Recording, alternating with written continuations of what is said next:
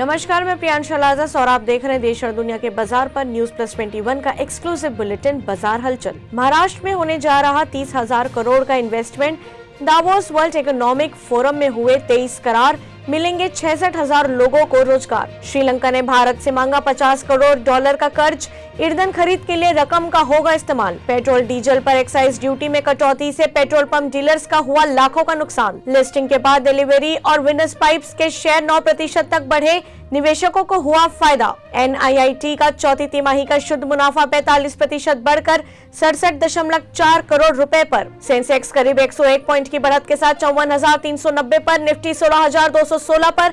IT और pharma के share गिरे। जोमेटो का मार्च तिमाही में घाटा रुपए 360 करोड़ पर पहुंचा, रेवेन्यू 75% बढ़कर 12,012 करोड़ हुए। बैंक ऑफ इंडिया का शुद्ध लाभ मार्च तिमाही में 2 गुना बढ़कर 606 करोड़ रुपए हुआ। सेवा क्षेत्र के निर्यात पर अधिक ध्यान देने की जरूरत, बोले पीयूष गोयल। ऐसी ही जानकारियों के लिए देखते रहिए न्यूज प्लस 21, आपके हक की बात।